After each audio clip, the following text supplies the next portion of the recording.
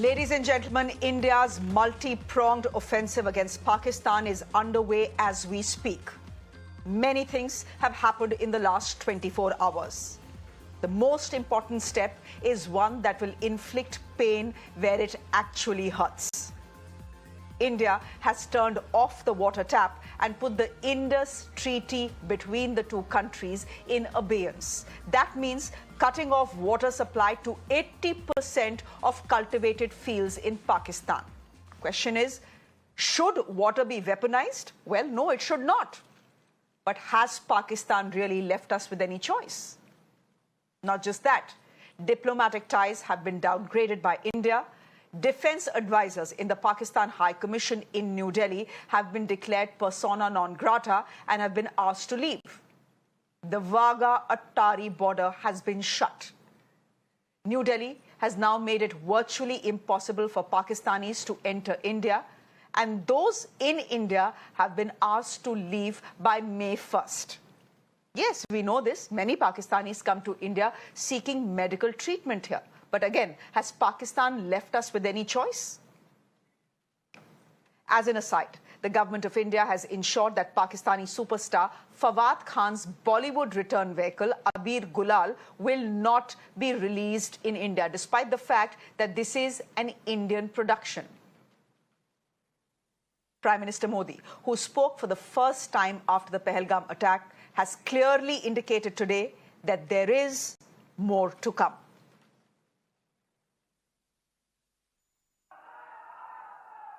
Today, from the soil of Bihar,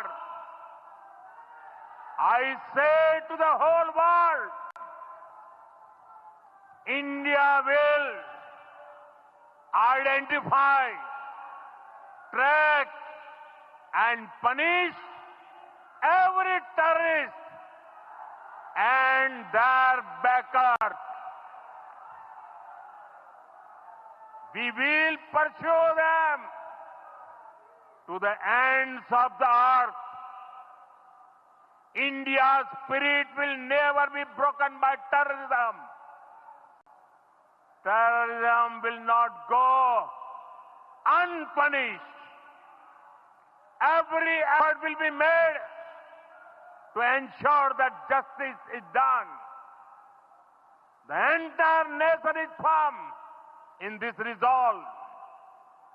Everyone who believes in humanity is with us.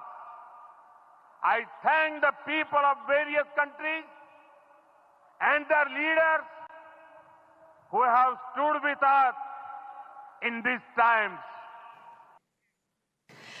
Ladies and gentlemen, hours after India announced its intent, Pakistan's stock exchange crashed 1,000 points. The website of the stock exchange was shut down.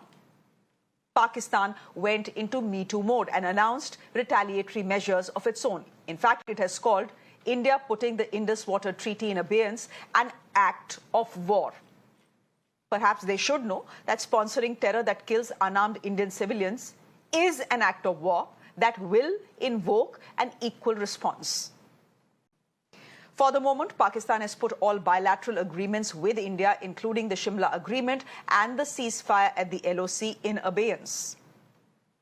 Islamabad has also shut its airspace to all Indian-owned and Indian-operated airlines and has also sealed its borders for trade, which effectively means that an Indian traveling to the West, say the United States of America or to Europe as well, the travel time will increase. Ultimately, at some point, Indian travelers will have to pay more as well for their air tickets and their air travel. But it is a price we all should be ready to pay. Even goods to and from third countries to India can no longer transit through Pakistan. Ladies and gentlemen, Pakistan's retaliation is understandable given that the Indus Water Treaty was a lifeline for it. It flowed steadily even through wars, nuclear threats and diplomatic breakdowns. But now, India has turned off the tap in what is one of the most water-stressed countries in this world. Effectively, it'll down Pakistan's GDP by 25%. Question is, will it stop Pakistan from sponsoring terror and executing Pahalgam-type attacks on unarmed civilians? Well, there are challenges for India as well. For one, where do we store all this water? We are an upper riparian state. We don't have storage capacities for the moment. Pratikit Pine is a geopolitical analyst joining us on the broadcast. Thanks, Pratikit, for being with us. Vikram Jit Singh is an author joining us on the broadcast. Veena Sikri is a former ambassador. Thank you so much for being with us. Karan Verma is an author. Thank you. And Advocate Kapil Madan is a political analyst. He's joining us on the broadcast as well. Pratikit Pine, I want to ask you, we were expecting this yesterday, and yesterday evening, India did downgrade its diplomatic relations with Pakistan. It has also done something it has not done even post 26/11, put the Indus Water Treaty in abeyance. Can I ask you to help our viewers understand what exactly it will mean for Pakistan and what it will mean for India as well? Because there is a price that we will have to pay as well. So, Shreya, basically, once we have decided that we will revoke this treaty, it doesn't necessarily mean that from tomorrow onwards, the entire water will stop flowing to Pakistan. All it means is that India is no more under obligation to allow the water to freely move towards Pakistan. We have to understand that Pakistan has terribly low storage capacity of water. So they basically depend upon the flow of the river. So even if there is probably a 10 to 15% 10 to 15% decrease in the flow of water, that has a tremendous impact, number one, on the agriculture, primarily because the irrigation that they depend on because of the kind of crops they have. And secondly, you rightly mentioned, they already have a water crisis. So there is a tussle going on between Sindh and Punjab for the share of the water. So that tussle is going to grow primarily. And last but not the least, it is important to understand that there is a tremendous impact on the food security. There is an impact on the environment.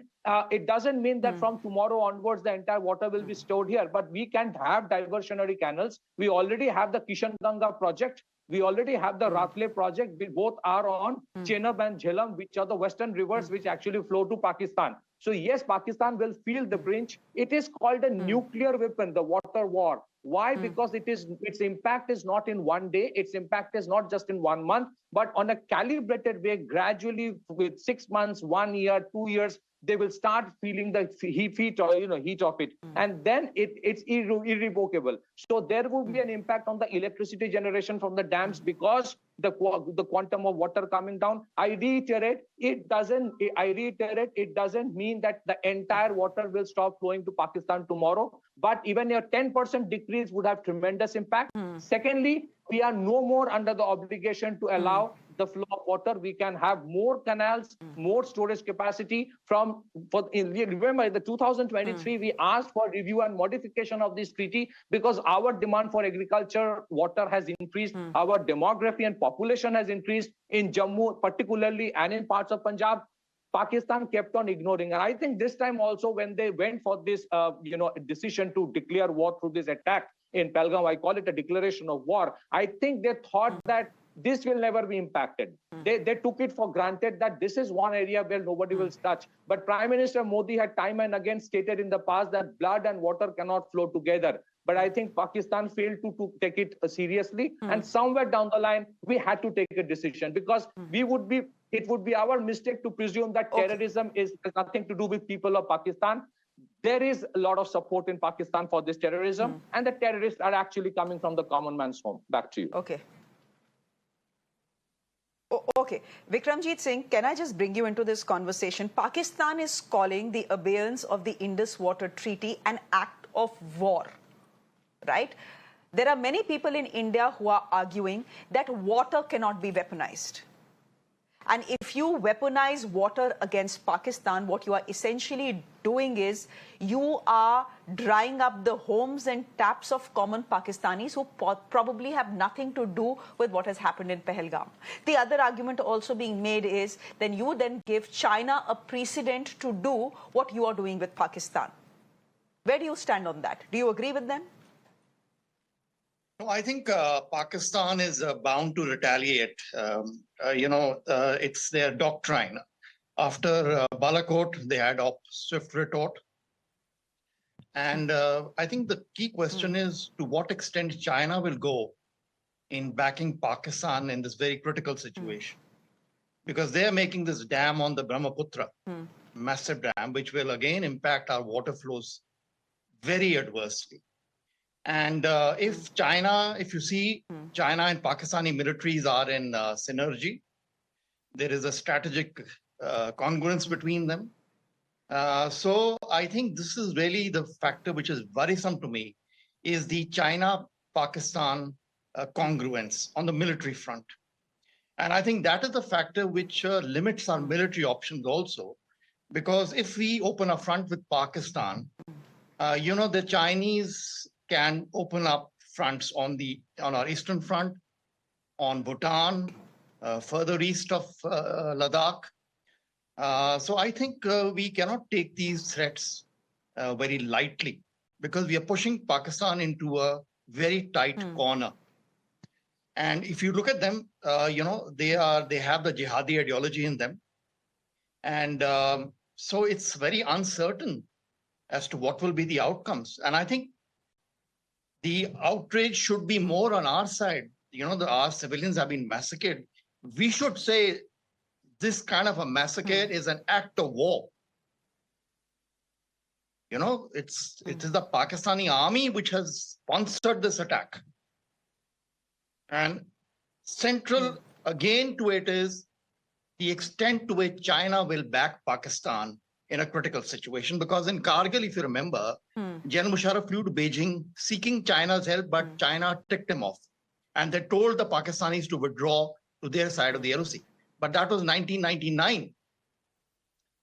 Now, after so many years, the geopolitical, the geostrategic situation has changed radically in our region.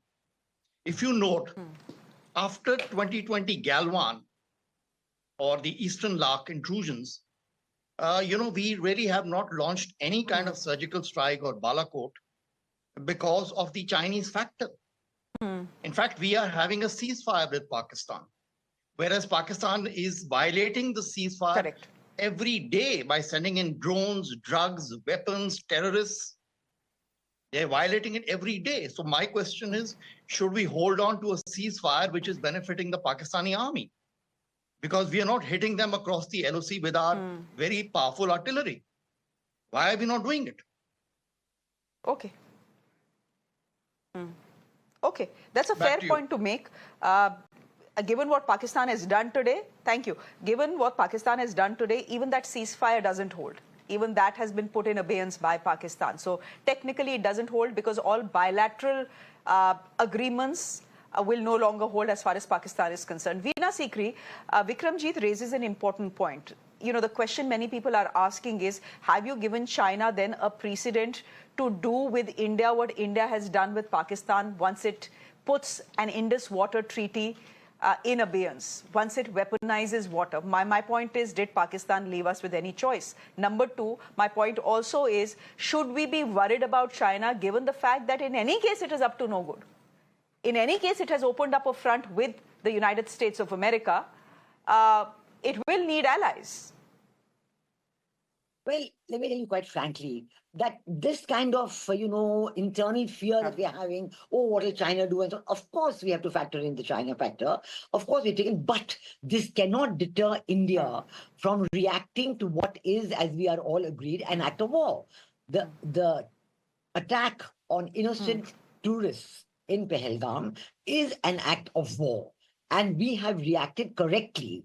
And we have reacted with proportionate force. Yes, the putting into suspension Indus Water Treaty has sent tremors down Pakistan's spine. They are very worried about it. And their reaction about, the ceasefire being put, on hold, and the reaction of abrogating in one way the Shimla agreement is something to be expected. The ceasefire at the LOC was actually benefiting the Pakistan army because they had taken their forces to their western sector with Afghanistan because they have a very active border there. So actually now that they have, abrogated the ceasefire, they will be bringing their forces back. Of course, we are already ready for what can possibly happen at the LOC. Now, the China factor, China is already doing to India what it wants to do. It's already being very negative on India. We know what they've already announced, the dams they want to build at the big turn on the Brahmaputra River. And we know that how negative they are to India's interests on a large number of. But today, China's position is weak. Their internal position is weak. They are looking to increase their trade with India. They are, pleading almost to increase the trade with India because they're foreseeing a shortfall in their exports to the USA and many other countries. And so I think that we certainly are aware of the situation of the Chinese army on the border in Ladakh and so on. But I don't think that we have to, look backwards too much over there in the face of what is happening with Pakistan. I think our government has taken the right decision. They have shown the right strength, the right determination. PM's words in Bihar today were very, very evocative because they were absolutely strong. And right now, the all-party meeting should be going on. We should be having I hope, a strong support from all parties on what India is doing collectively in response to what Pakistan has done. I think Pakistan can no longer be allowed to get away with terror acts in whether Pahalgam or any other part of India, because they should know that the price for continuing such terror attacks is too high. It's going to be made too high for them. And that is what the Indian government is showing. And we will be able to take care of whatever retaliation Pakistan works on. The China factor may be there, but we've seen China. We've seen China last year. We've seen China in 1971. We've seen China always. I think we know how to handle that part. Okay, Karan Verma, the word being used is proportionate response.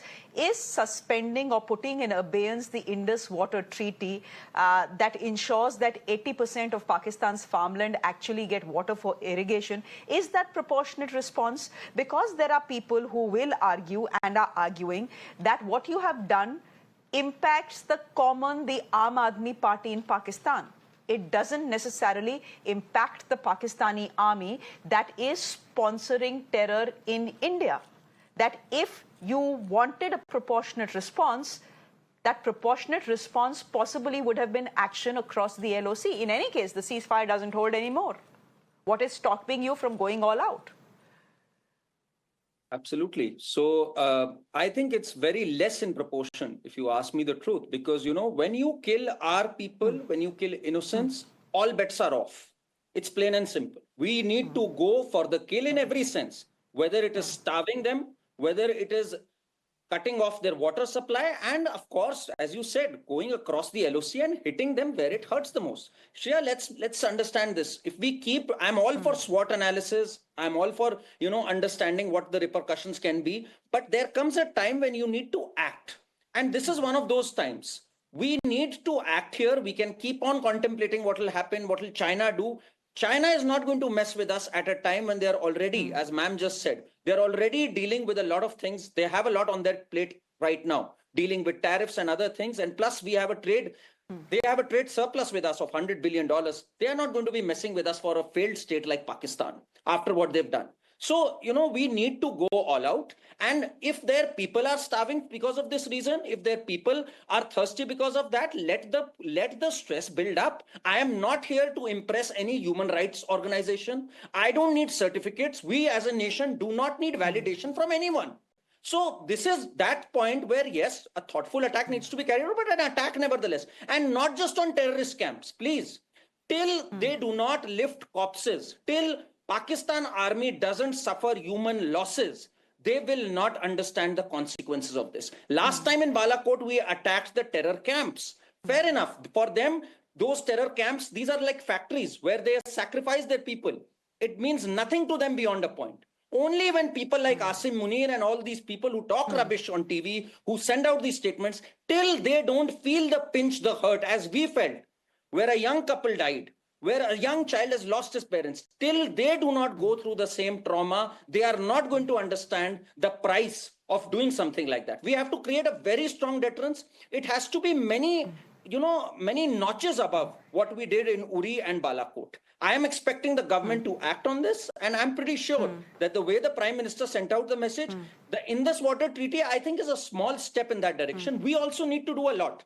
Just as China has built the South-North water transfer projects, we need to build those projects. We need to store this water, because let's understand the tap is still on. We might say we've put the tap off for Pakistan, but the tap is on here. We need to divert it. So we need to, I've been saying this for years, we need to build that infrastructure to be able to do this. So we still have a lot of work to do there. Let's start focusing there. But as you rightly said, we need to hit across the LOC. Look at the cheek of Pakistan. Even right now, it's not that they are trying to capitulate or trying to call for peace. They are showing acts of retaliation. This is this shameless nation. Doesn't respect LOC, kills innocent, and then has the gall to say this is an act of war. This is wartime. This is what our army is for today. 15 lakh soldiers, we have them precisely for this job, to hit them where it hurts. And that is what I'm looking forward to. Advocate Kapil Madan, would you want to come in here? Would you say that the government's response so far has been appropriate? I mean, the indication we are getting is that it may just be a start. Maybe there is something more to come. But for the moment, do you think it has been appropriate? Because, suspending the Indus Water Treaty and making people understand what exactly it means for Pakistan will, at least to my mind, will not reduce the anger, the hurt and the grief this country feels at the moment. I think what India is looking for is a kinetic response. I'm not saying that Indian citizens or India's opposition should push a government or the armed forces into any sort of retaliation, conflict, kinetic response without being prepared for it and without thinking it through. But honestly, that is what India is expecting. So, Shreya, let me say this, and I say this very, very responsibly, that actually the act where you have, suspended the treaty, is affecting whom? Is affecting the Pakistani civilians. And as per my understanding, it appears to be a, wrong target. And let me give you a perspective why I say so. What has happened here? The Pakistani military, these, terrorist organizations have invaded our country and have, done this ghastly act. What is the need of the hour is that you must give a strong military response. You hit them where, their perpetrators are. When 2019 happened, entire country praised that, yes, this was the kind of response, that was required.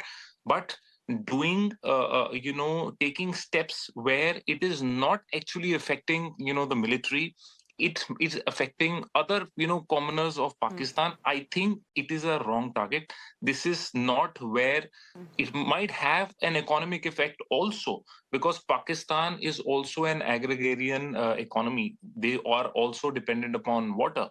But then again, as I said earlier, Pakistan is a failed state. Pakistan's, politics is a failed politics. They are corrupt people, and you must hit them where, they are supposed to be, where they will feel it the most. Doing these kind of measures, I think, this is a step in the wrong direction. Okay, Pratikit Pan, would you want to come in here? That this is a step in the wrong direction. Essentially, the argument that Kapil Madan is making is this. He's saying the government has done the easiest things. Fawad Khan की film को ban कर दो India में. Indus Water Treaty, put it in abeyance. Downgrade diplomatic ties. These were easy things to do. And that is what the government has done. It has really not bit the bullet when it comes to retaliation. Shreya, may I just say one thing? I lost voice. Kapil. Shreya, I lost voice. May I just say one thing? Also, we should be asking these questions that the government has taken a reactionary efforts, reactionary actions.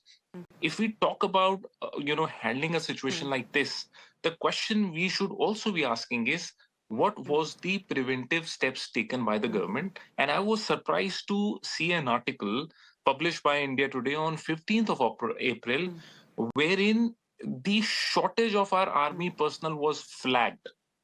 In fact, it is there. Just 10 days ago, this article came, and this article is based on a report that was submitted in the parliament. So it is not that, some, journalist or a media house is trying to, make a story. The story is based on a data or an information which has been, given, by the government to the parliament. You're raising a valid point. So the point and also factually, let me, you're raising a valid point. And questions need to be asked of the government as well. Kapil, 1 minute, just a minute. I want Pratikit to come into the point that you made. I agree with you that the government needs to answer as well. The Home Ministry needs to answer as well. India's security establishment needs to answer as well. But is today the time to ask those tough questions? No. I don't think so. India needs to be seen to be doing something. That is exactly what India has done. But Pratikit Pain, just come in here. This is my opinion, and opinions will, of course, differ. Pratikit Pain, just come in here. Respond to what Kapil Madan is saying, that the government has essentially done what was easiest to do. Film ban kar do, treaty abeyance mein rakh do, downgrade kar do diplomatic ties. But not, so Shreya, when you... the bullet has not been bitten. So Shreya, when you take a major kinetic response, and this time, let me tell you, it's going to be a multi-pronged response. It will take time. The timing and the place of attack will not be, decided by me or anybody else. Let the armed forces decide it. Because right now, the Pakistanis are expecting exactly a replica of a Balakot airstrike. So let them decide. And I'm sure when it will start, then the same people will start asking questions. Arey, sarkar ne kyun kiya, kya kiya, isme to kuch nahi hua. Because I exactly know the kind of questions that were asked after Balakot airstrikes.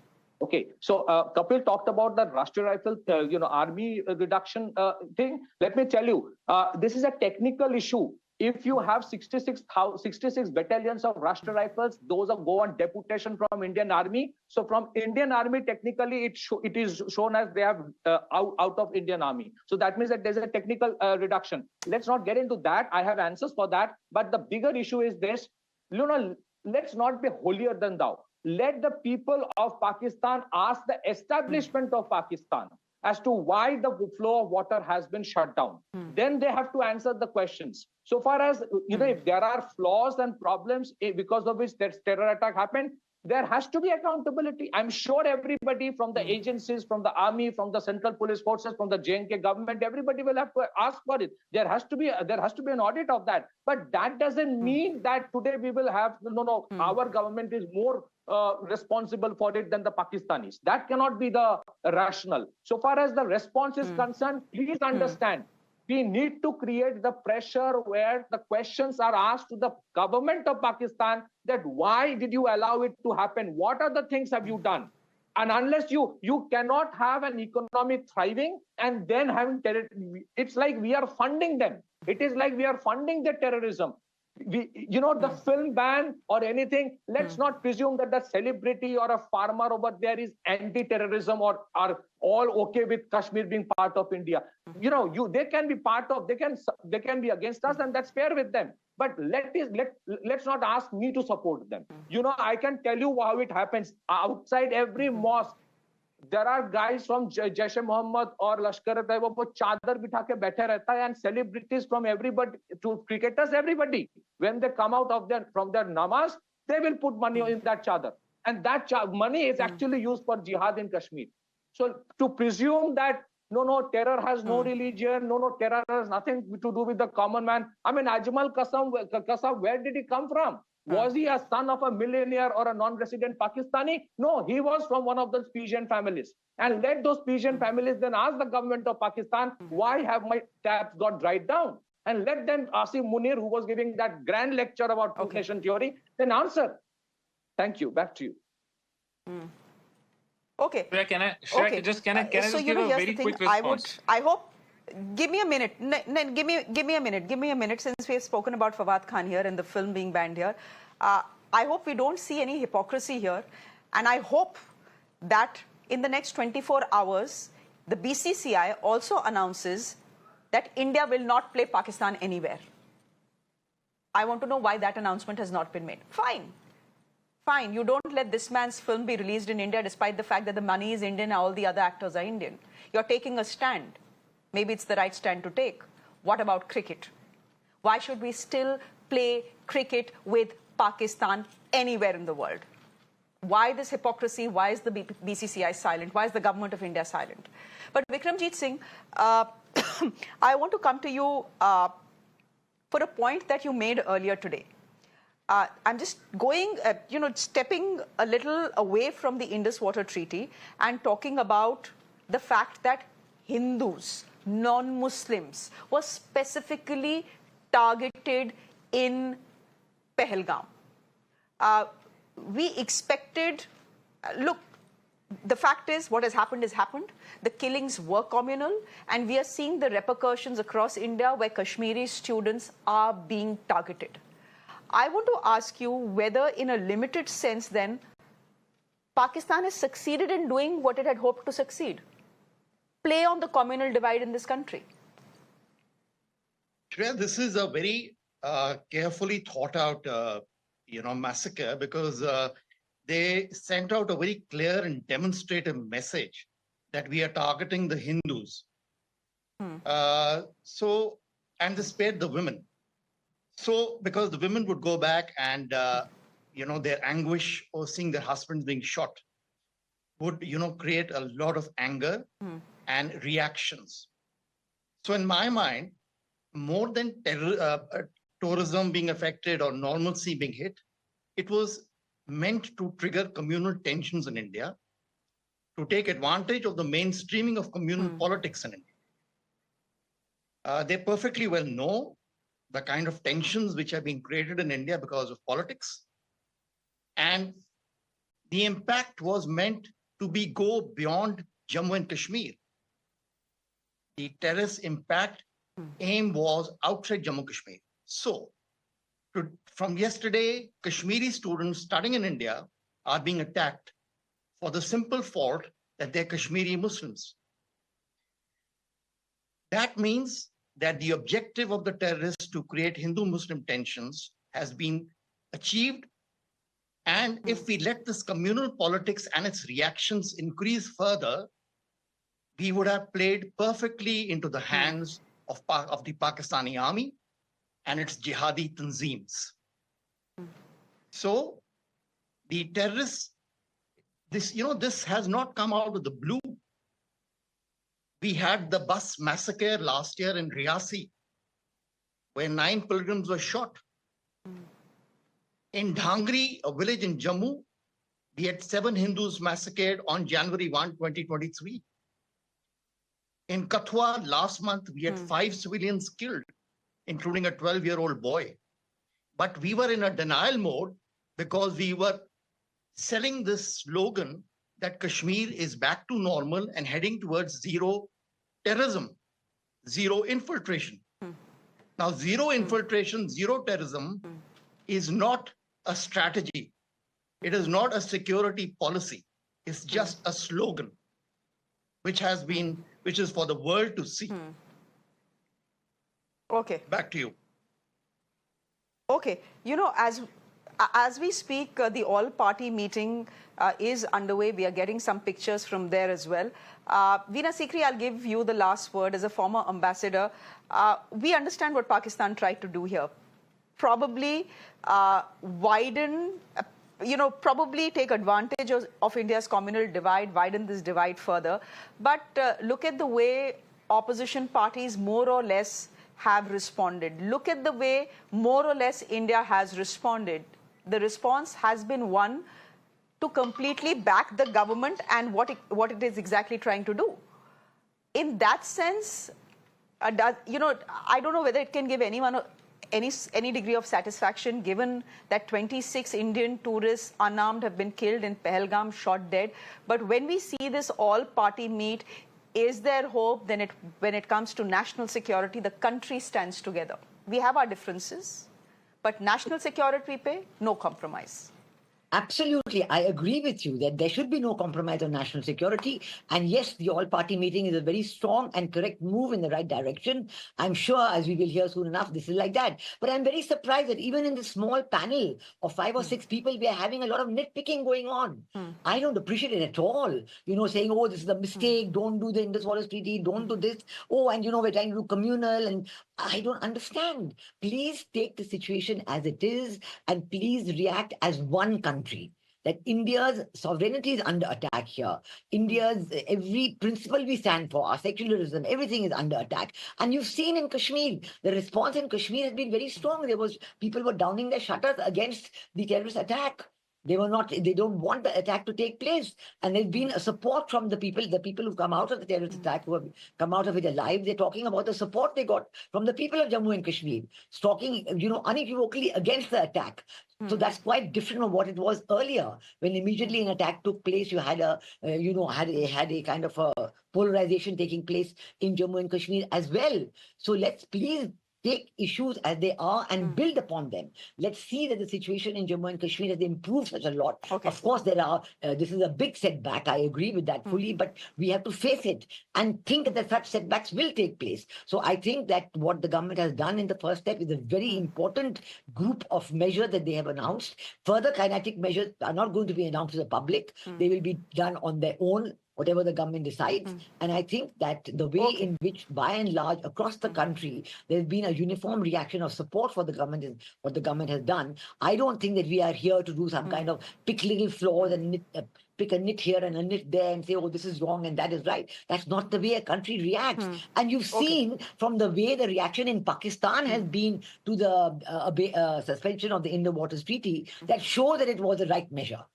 The reaction there has been horrific. They are absolutely alarmed. You spoke yourself about the stock market and so on really collapsing because of this, because they know how it can impact and how India is going to now not leave it at that. We're going to take advantage of it and take advantage for the benefit of our own people. Whether it is a storage reservoir, whether it is going ahead with the projects which were there, uncompleted, and that's going to be there. So please, let us please all be together and one and carry this forward in a strong manner. Okay, and I'm not glossing over communal realities here, but the fact also is that in the Pahalgam attack, of the 26 people dead is one local, a pony operator who died while trying to snatch away the rifle from a terrorist and trying to save his guest. Let's please also remember that. Pratikit Paim, we leave it there for the moment. Thank you very much. Vikram Jit Singh, thank you. Veena Sikri, good to have you on the show. Karan Verma, thank you. Advocate Kapil Madan, thank you very much for joining us as well. I'm glad we could have this discussion. Slipping into a break, my colleague Sneha Koshi joins you up next with more. Do stay with us.